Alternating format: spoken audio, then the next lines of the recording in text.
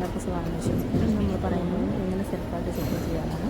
ആദ്യം flight select ചെയ്യുക, PNR അടിക്കുക. അപ്പോൾ ഞാൻ നെയിം സെലക്ട് ചെയ്യുക.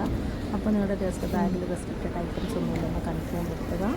അതിനുശേഷം ബോർഡിംഗ് പാസിൻ്റെ പ്രിൻറ്റിങ് ഓപ്ഷൻ വരും. നിങ്ങളുടെ പ്രിൻറ്റിങ് ഓപ്ഷൻ സെലക്ട് ചെയ്യുക. അതിനുശേഷം നമുക്ക് ബോർഡിംഗ് പാസ് പ്രിൻ്റായിട്ട് വരും.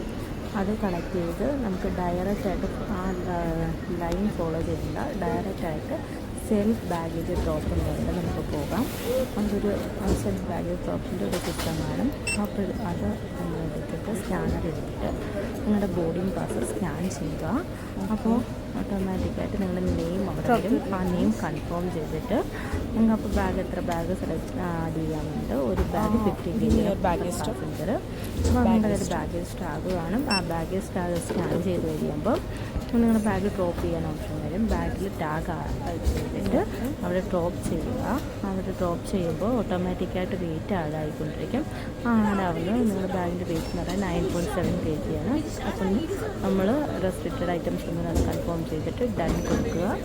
അതിനുശേഷം ഒരു 3 ലെവൽ സ്കാനിങ് ഉണ്ട്. ആ 3 ലെവൽ സ്കാനിങ് ചെയ്തതിന് ശേഷം ബാഗ് ഓട്ടോമാറ്റിക്കായിട്ട് മൂവ് ആയിക്കൊണ്ടിരിക്കും.